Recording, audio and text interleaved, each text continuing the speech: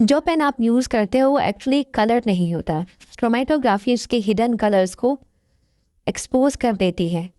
Students, अगर आप आज क्रोमेटोग्राफी का कॉन्सेप्ट देख लेंगे और उसको सही तरीके से याद कर लेंगे तो क्रोमेटोग्राफी का क्वेश्चन कभी भी गलत नहीं होगा। तो चलिए देखते हैं पहले क्रोमेटोग्राफी क्या होती है। क्रोमेटोग्राफी एक ऐसी टेक्निक है जो सेप्टेशन मेथड है, जिसमें आप सोल्यूट डिस्ट्रीब्यूट करते हैं बिटवीन टू फेजेस। ठीक है, एक स्टेशनरी फेज होता है और दूसरा मोबाइल फेज होता है। जो स्टेशनरी फेज होता है वो मूव नहीं करता, मतलब वो स्टेशनरी रहता, और जो मोबाइल फेज होता है वो मूव करता है। और इसी मूवमेंट की वजह से डिफरेंट कंपोनेंट्स जब वो अलग हो जाते हैं।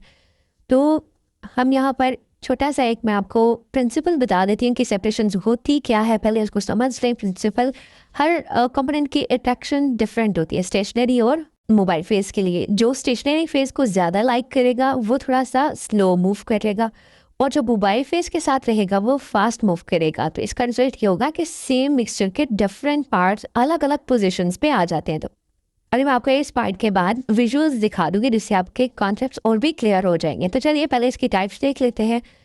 On the basis of stationary phase इसके कुछ टाइप्स हैं। First one is absorption chromatography and partition chromatography. इन दोनों में क्या डिफरेंस है? एब्जॉर्प्शन क्रोमेटोग्राफी में जो स्टेशनरी फेज है वो सॉलिड रहती है, ठीक है, और जो पार्टीशन क्रोमेटोग्राफी है इसमें जो स्टेशनरी फेज है वो लिक्विड रहती है। अब जो सॉलिड फेज है, स्टेशनरी फेज जो सॉलिड है एब्जॉर्प्शन में, उसमें क्या होता है कि जो सब्सटेंस होता है वो सरफेस पे एब्जॉर्ब होता है, इस वजह से हम इसको एब्जॉर्प्शन क्रोमेटोग्राफी कहते हैं। इसके एग्जांपल्स हैं thin layer chromatography and column chromatography. इसको भी हम डिटेल में डिस्कस करेंगे at the end of the lectures. फिर पार्टीशन क्रोमेटोग्राफी है। पार्टीशन क्रोमेटोग्राफी में अभी हमने बताया कि स्टेशनरी फेज लिक्विड है, और इसमें क्या होता है कि जो सब्सटेंस होगी वो दोनों फेजेस में इक्वली डिस्ट्रीब्यूट हो जाता है, मतलब बाई फेज में भी और स्टेशनरी फेज में भी। और इसके एग्जांपल्स हैं paper chromatography and gas liquid chromatography. इसको भी हम at the end of the lectures detail में डिस्कस करेंगे। सेम मिक्सचर लेकिन अलग स्पीड से मूव करे, क्या होगा? यही सीक्रेट है पेपर क्रोमेटोग्राफी का। तो चलिए पेपर क्रोमेटोग्राफी को डिस्कस करते हैं। पेपर क्रोमेटोग्राफी एक टाइप का पार्टीशन क्रोमेटोग्राफी है। यहाँ पेपर का सेलुलोज फाइबर जो है वो एज अ स्टेशनरी फेज का काम करता है, और सॉल्वेंट जो है वो मोबाइल फेज होता है। सॉल्वेंट यूजुअली कोई ऑर्गेनिक लिक्विड होगा जो पेपर के वाटर के साथ मिलता नहीं है, मतलब वो इममिसिबल होता है। तो स्टूडेंट्स, आप सोच रहे होंगे कि जैसे मैंने अभी आपको कहा कि जैसे पेपर क्रोमेटोग्राफी है तो वो पार्टीशन क्रोमेटोग्राफी की टाइप है। बट पार्टीशन क्रोमेटोग्राफी में जो स्टेशनरी फेज थी वो लिक्विड थी, बट यहाँ पेपर क्रोमेटोग्राफी में मैं आपको बता रही हूँ कि जो स्टेशनरी फेज है वो पेपर है, तो पेपर खुद एक सॉलिड है। बट अगर आप लोग देखें तो जो आपके पास पेपर्स होते हैं, जो भी आपके पास कोई पेपर है वो मतलब सेलूलोज से बने होते हैं, सेलूलोज फाइबर्स से बना होता है। उन सेलूलोज फाइबर्स के अंदर कहीं ना कहीं पे वाटर्स होते हैं, ठीक है। तो जो हम स्टेशनरी फेज की बात कर रहे हैं कि वो लिक्विड है पार्टीशन क्रोमेटोग्राफी में, और पेपर क्रोमेटोग्राफी उसकी टाइप है, इसलिए क्योंकि ये जो सेलुलोज के आपके पास पार्टिकल्स हैं, फाइबर्स हैं, उनके अंदर वाटर प्रेजेंट होता है। तो हम इस वाटर जो है इसको स्टेशनरी फेज कंसिडर कर रहे हैं। तो आई होप आप पार्टीशन क्रोमेटोग्राफी और पेपर क्रोमेटोग्राफी की स्टेशनरी फेज के लिक्विड कॉन्सेप्ट को इस तरीके से कंफ्यूज नहीं करेंगे। तो चलिए पेपर क्रोमेटोग्राफी देख लेंगे, पेपर क्रोमेटोग्राफी किस तरीके से होती है। तो स्टूडेंट्स, स्टेप बाय स्टेप हम लोग देखते हैं कि क्या करना है हमने उसमें। सबसे पहला स्टेप आपका क्या है कि आपने पेपर स्ट्रिप प्रिपेयर करनी है।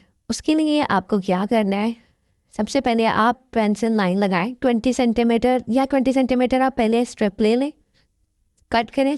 फिर उसके बाद आपने क्या करना है, 2.5 सेंटीमीटर आपने यहाँ से बॉटम से एक पेंसिल लाइन लगानी है, ठीक है। पेंसिल लाइन लगाई, फिर सैम्पल मिक्सचर से आपने क्या करना है, छोटा सा डॉट लगा रहा है पेंसिल लाइन पे। अगर रेफरेंस चाहिए तो फिर आपने क्या करना है, जो नॉन कॉम्पोनेंट्स का स्पॉट है वो आप साइड पे चाहे यहाँ पर ऐसे लगा दें, ठीक है, यहाँ पर चाहे लगा दें कि पेपर को क्लिप से सस्पेंड करना है। और सॉल्वेंट मिक्सचर में जो है वो 5 to 6 मिलीमीटर जो है वो आपने डिप करना है, 5 to 6 मिलीमीटर, ठीक है। आपने उसको डिप कर लिया। अब टैंक को आपने क्या कर देना है, कवर कर देना है, ताकि सॉल्वेंट का एटमॉस्फेयर जो है वो यूनिफॉर्म रहे। अब आपने क्या देखना है कि किस तरीके से सेपरेशन होती है। अब जैसे जैसे स्टूडेंट्स सॉल्वेंट ऊपर मूव करता है, ये आपके पास सॉल्वेंट है, तो ये सॉल्वेंट जो है वो जैसे जैसे ऊपर की तरफ मूव करेगा, इसको हम कैपिलरी एक्शन बोलते हैं। मिक्सचर के कंपोनेंट्स आपको क्या हो जाएंगे, अलग अलग नजर आएंगे। जैसे यहाँ पर देखिए ब्लैक अलग है, येलो ब्लू अलग है, और आपके पास जो रेड है वो बिल्कुल ही अलग है। अलग अलग स्पीड से ये मूव करते हैं, इस तरीके से आपके पास जो सेपरेशन है उनकी हो जाती है। जब आपके पास कंपोनेंट सेपरेट हो जाए तो आपने क्या करना है, सॉल्वेंट फ्रंट जो है जब पेपर के ऊपर तक आ जाए, मतलब इसका मतलब क्या है कि ये जो बिल्कुल लास्ट पॉइंट जहाँ पर आपके पास रीचेबल है, ये मतलब यहाँ तक आपके कंपोनेंट जो वो ट्रेवल कर पाए हैं, लास्ट पॉइंट को हम क्या कहते हैं, सॉल्वेंट फ्रंट। ठीक है, ये आपके पास क्या है, सॉल्वेंट फ्रंट है। अब आपने सॉल्वेंट फ्रंट तक जैसे ही आ जाएंगे, अब आपने क्या करना है, स्ट्रिप को वहाँ से क्लिप से रिमूव कर देना है। अब आपने पेंसिल से सॉल्वेंट फ्रंट जो है वो मार्क किया, जैसे यहाँ पर मार्क किया हुआ है, मैं आपको यहाँ पर शो कर देती हूँ, 1 मिनट। यहाँ पर जैसे सॉल्वेंट फ्रंट पेंसिल से आपने क्या किया, मार्क किया। अब स्ट्रिप को आपने ड्राई करना है। ठीक है, डिफरेंट कंपोनेंट्स का कलर अलग हो जाता है और ये एक ईजी आइडेंटिफिकेशन है। तो क्या आप जानते हो कुछ केमिकल्स इनविजिबल होते हैं पेपर पे, पर मार्क्स के लिए उनको आइडेंटिफाई करना बहुत ज़रूरी है। प्रैक्टिकल चाहे आप परफॉर्म कर रहे हैं या चाहे फिर आप एग्जाम में हैं। चलो सो स्टूडेंट्स, आप यहाँ पर देखें, पेपर को ड्राई करने के बाद जो पैटर्न बनता है, जैसे यहाँ पर आपको कुछ कुछ स्पॉट्स विजिबल होंगे, ये जो पैटर्न है हम इसको कहते हैं क्रोमैटोग्राम। ठीक है, अब क्रोमैटोग्राम के अंदर जो आपके पास इनविजिबल चीज़ें हैं उसको आप कैसे देख सकते हैं, तो सबसे पहला तरीका आपके पास ये है कि आप क्या करें, यूवी लैम्प के नीचे आपने देखना है इसको, क्रोमैटोग्राम को, इनविजिबल स्पॉट्स है वो सडनली क्या हो जाएंगे, आप शो हो जाएंगे। और ये मेथड है वो बिल्कुल ही सिंपल और कन्वीनियंट है। इसके अलावा आप क्या कर सकते हैं, अगर मतलब यूवी लैम्प अगर आपके पास अवेलेबल नहीं है तो फिर उस टाइम पे आप क्या कर सकते करें, लोकेटिंग एजेंट्स यूज़ करें। लोकेटिंग एजेंट जैसे फॉर एग्जांपल निन हाइड्रोजन है, इनका क्या काम होता है कि जो आपके पास कंपोनेंट है जस्ट लाइक अमाइनो एसिड, ये कलरलेस है, तो ये इसके साथ रिएक्ट करेगा निन हाइड्रोजन, और रिएक्ट करके इसको विजिबल में कन्वर्ट कर देगा। तो जैसे ही ये इसको आप इसकी स्प्रे करेंगे और वो विजिबल में कन्वर्ट करेगा तो फ़ौरन से आपको ये स्पॉट्स दिखने शुरू हो जाएंगे। सो स्टूडेंट्स, हर कंपोनेंट का अपना एक RF स्पेसिफिक RF वैल्यू होता है। RF क्या होता है, RF आपके पास एक इक्वेशन है जिसमें आपने डिस्टेंस ट्रेवल बाय सोल्यूट ने जितना डिस्टेंस ट्रैवल किया है उसको आपने डिवाइड करना है सॉल्वेंट ने जितना डिस्टेंस ट्रैवल किया इसके साथ। इसको हम एक एग्जाम्पल के थ्रू समझ लेते हैं। आप यहाँ पर इसको देखें, यहाँ पर आपके पास एक इम्प्योर सैंपल है और एक प्योर सैंपल है। प्योर सैंपल में आपके पास सिर्फ एक ही स्पॉट बन रहा है और इम्प्योर सैंपल में आपके पास 2 स्पॉट बन रहे हैं जिसको A और B का नाम दिया है।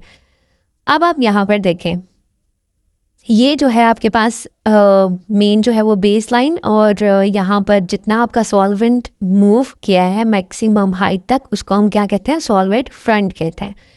अच्छा, अब आप यहाँ पर देखें स्टूडेंट्स, जहाँ पर आपके पास इम्प्योर सैंपल है उसमें हम RF वैल्यू कैलकुलेट करते हैं। किस तरीके से करेंगे, लेट्स सपोज आपके पास मल्टीपल कंपोनेंट्स हैं A और B।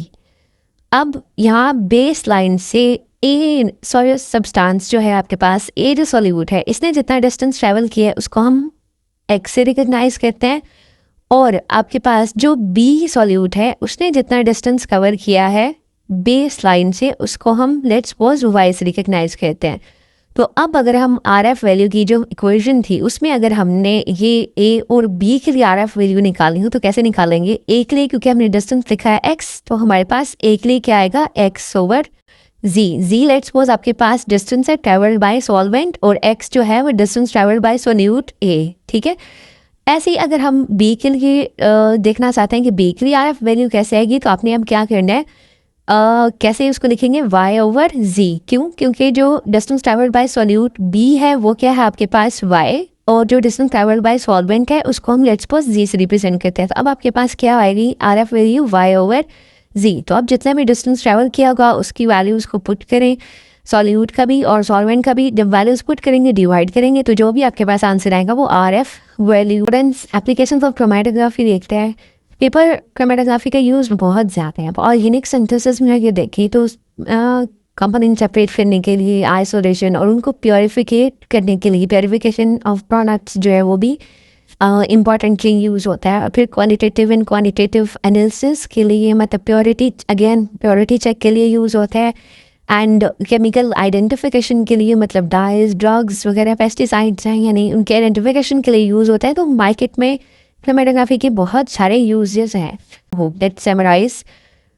देखिए यहाँ पर सबसे पहले इनिशियल स्पॉटिंग। हमने क्रोमैटोग्राफी का पहले कॉन्सेप्ट देखा कि हमने स्ट्रिप प्रिपेयर की और वहाँ पर हमने एक बेस लाइन लगाई और फिर हमने उसको सॉल्वेंट में डिप किया। डिप करने के बाद यहाँ पर कुछ स्पॉट्स लगाए, वो स्पॉट्स आपके पास मूव कर रहे थे।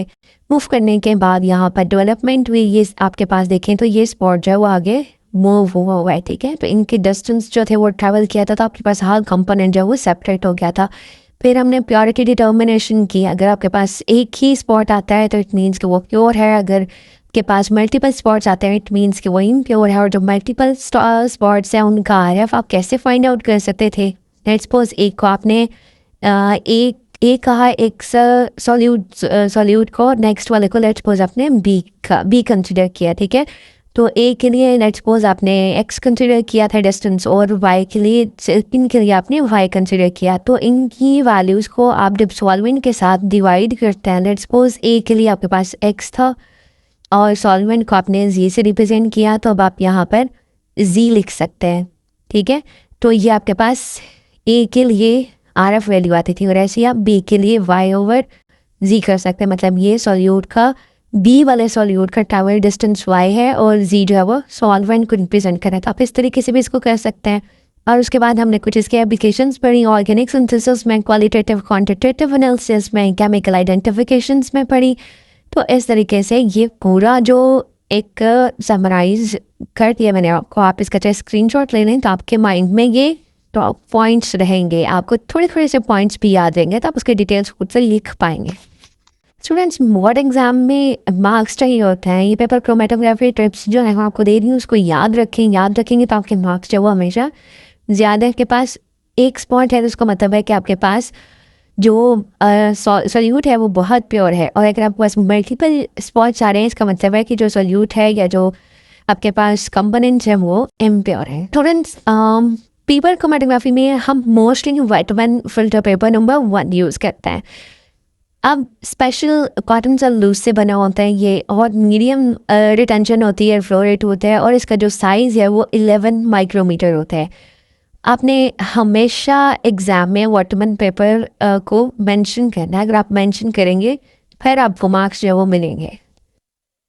सो स्टूडेंट्स, इन शॉर्ट आप ये 3 पॉइंटर्स याद रख लें। कलरलेस सब्सटेंस हो तो उसके लिए आपने क्या करना है, 2 मेथड है, या तो यूवी लैम्प यूज़ कर लें या फिर लुकेटिंग एजेंट एज 9-हाइड्रोजन यूज़ कर लें।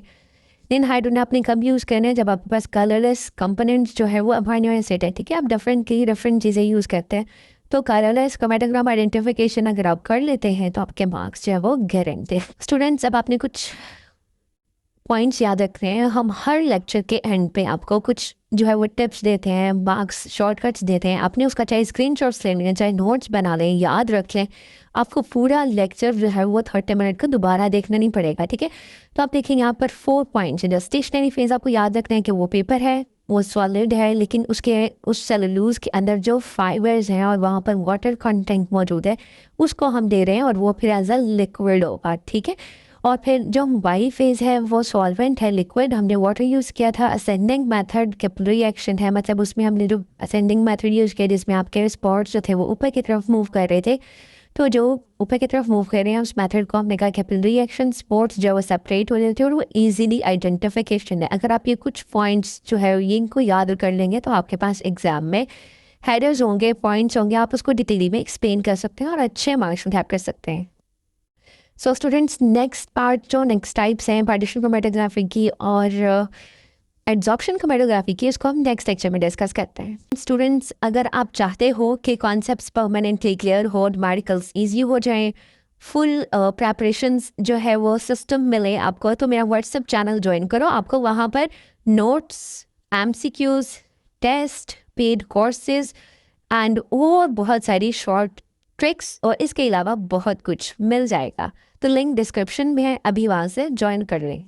नेक्स्ट वीडियो में मैं आपको बताऊंगी एक और केमिस्ट्री ट्रिक जो बोर्ड में बार बार आती है। अगर मिस नहीं करना चाहते तो अभी लाइक कर दें, चैनल को सब्सक्राइब कर लें और बेल आइकन प्रेस कर लें। Thank you.